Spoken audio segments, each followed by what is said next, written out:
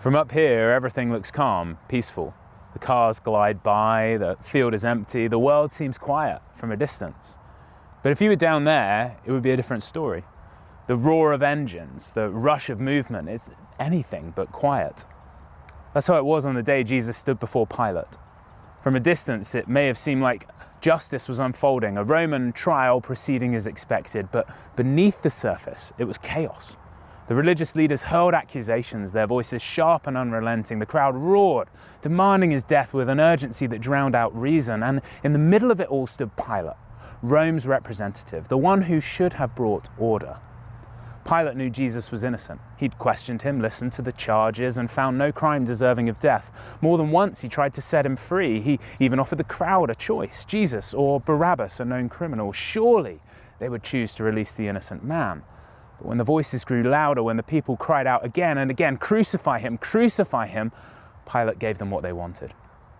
He took a bowl of water, he dipped his hands in and declared himself innocent, as if water could wash away the weight of his choice, as if pretending neutrality could remove responsibility, as if distancing himself from the injustice unfolding before him could make him clean. But the truth is, no amount of water could erase what had been set in motion. Pilate's silence, his reluctance to take a stand, did not absolve him. It condemned him. It's easy to judge Pilate, to shake our heads at his cowardice, but don't we do the same thing? When faced with pressure, when standing for truth comes at a cost, it's tempting to go with the flow, to stay silent when speaking up might cost us something, to convince ourselves that inaction is the same as innocence. But silence is still a choice. Pilate didn't pick up the hammer himself, but he allowed the nails to be driven in. He thought washing his hands would cleanse him of guilt, but neutrality isn't the same as righteousness. Avoiding responsibility doesn't make us blameless. Ignoring injustice doesn't erase it. And then there's Jesus. He didn't take the easy way out. He could have defended himself. He could have called down angels. He could have silenced the crowd with a single word, but he didn't. He stood in the middle of the noise, fully aware of what was coming, and chose the cross. He chose to bear the weight that Pilate tried to wash away. He chose to endure the judgment that the crowd deserved. He chose to take our place.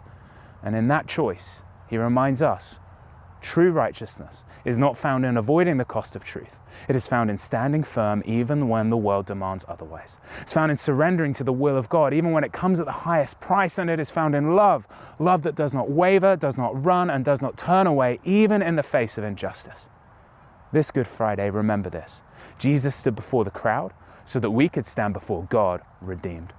Pilate caved under pressure, but Jesus stood firm. He didn't take the easy way out. He took our place.